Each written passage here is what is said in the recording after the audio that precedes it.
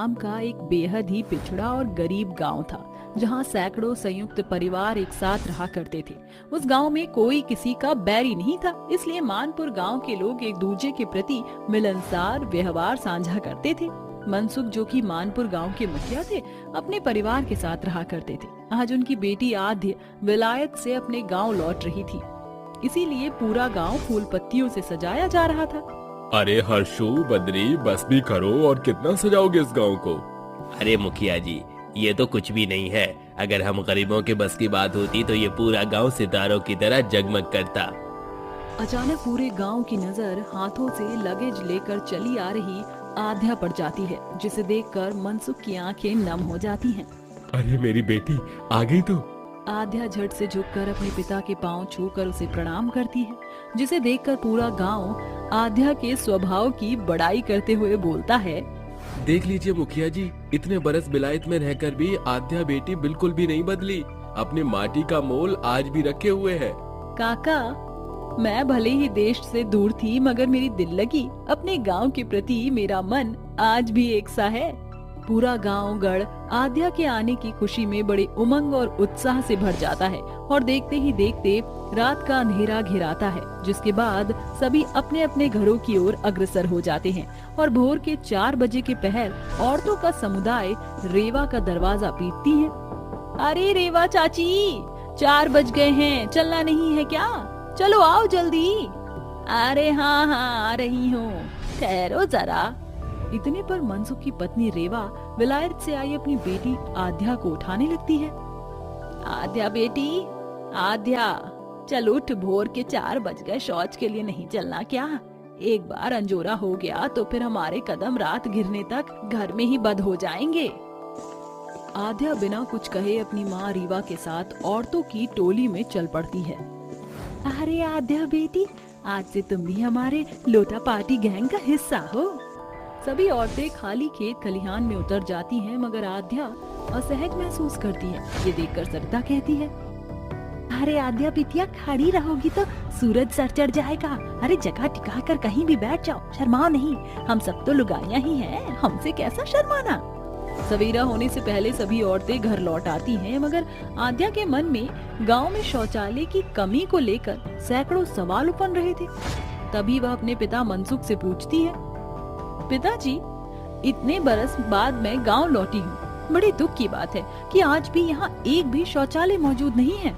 अरे क्या बताऊं आद्या बेटी, हजारों दफा सरकार से अर्जी देकर देख लिया, न तो कोई हमारे गांव में दौरा करने आता है और न सरकार के सामने हमारी सुनवाई है।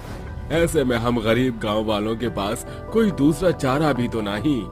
जहाँ कल है वहाँ हल भी बाबूजी। जमाना तेजी से तरक्की की ओर बढ़ रहा है। पक्के तौर से शौचालय बनाने के लिए एक बड़ी रकम खर्च करनी होगी, मगर बिना रेत बालू सीमेंट के भी सुलभ शौचालय बनाया जा सकता है। ये कैसे मुमकिन है बेटी? विलायत में ज्यादातर घर लकड़ियों के होते हैं। जब इंसान लकड़ी के बने घर में रह सकता है तो लकड़ी से शौचालय क्यों नहीं बना सकता? इससे हमारे समाज की स्त्रियां शौच के दौरान खुद को महफूज तो महसूस करेंगी और खेत खलिहान भी दूषित नहीं होंगे। अरे ये तो बड़ी ही सुनहरी सोच है बेटी, तू चल मेरे साथ। मनसुख अपनी बेटी आध्या को लेकर लकड़हारे बद्री के पास आता है। आध्या बेटी, हमारा बद्री इस गांव का बेहतरीन लकड़हारे के साथ कारीगर भी है। इसके हाथों में लकड़ी का साज सामान बनाने की हस्तकला है। फिर तो बात बन जाएगी। आध्या बद्री से लकड़ी का शौचालय बनाने की बात साझा करती है, जिसे सुनकर बद्री बड़ी बड़ी आंखें किए कहता है, लकड़ी का शौचालय? मगर आद्या बिटिया, मुझे शौचालय का नक्शा अब पूरे तौर से नहीं आता। बद्री काका, जहाँ चाह होती है वहाँ राह खुद ब खुद बन जाती है। मैं आपको लकड़ी के शौचालय का स्ट्रक्चर समझाऊंगी भी, और इसे बनाने में और गांव का समुदाय आपकी मदद करेगा। सबसे पहले हम जहाँ शौचालय की नींव धरनी है वहाँ गज भर का गड्ढा खोदकर निकासी प्रणाली का पुख्ता प्रबंध करना होगा। अरे तू चिंता मत कर बेटी, गड्ढा खोदने की जिम्मेदारी हमारी। पूरा मानपुर गांव मिलकर लकड़ी का शौचालय बनाने में जुट जाता है। जहां कोई जमीन में गड्ढा खोदने में भिड़ा होता है तो कोई शौचालय का फाटक बना रहा होता है। वहीं बद्री और आध्या पूरे जोश जुनून के साथ शौचालय का सांचा तैयार कर रहे होते हैं। कई दिनों की कड़ी मेहनत के बाद गरीब गांव वालों की मेहनत रंग लाती है और लकड़ी का सुलभ शौचालय बनकर तैयार हो जाता है। मुझे तो यकीन ही नहीं हो रहा कि हम गरीबों के गांव में शौचालय बनकर खड़ा है। आद्या बेटी, ये तेरी बुद्धि की देन है। काका, मैंने कुछ नहीं किया। ये लकड़ी का सुलभ शौचालय इस पूरे गांव गढ़ की बड़ी मेहनत का फल है।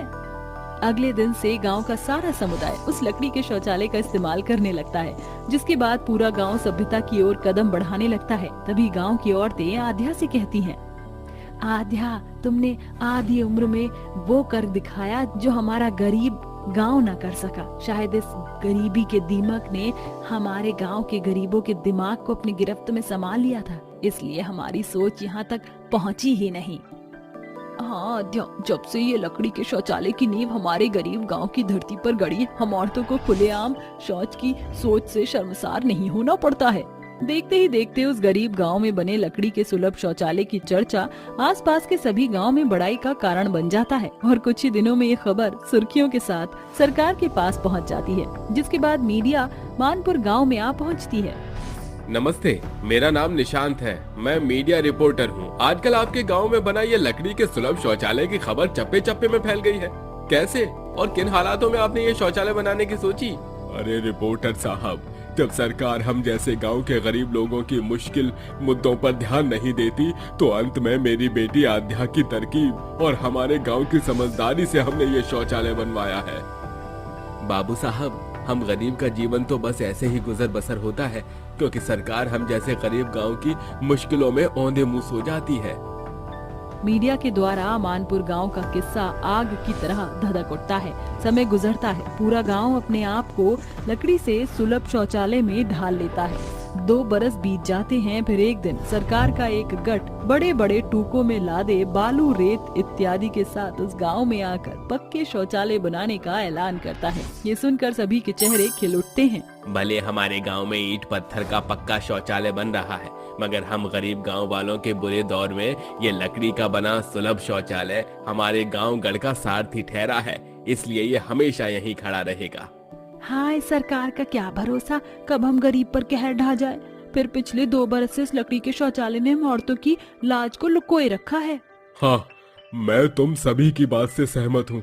भाइयों, इंसान हो या सामान, बुरे वक्त में जो साथ हो उसे अच्छे दिन फिर जाने पर बदलना बेगदरता नहीं।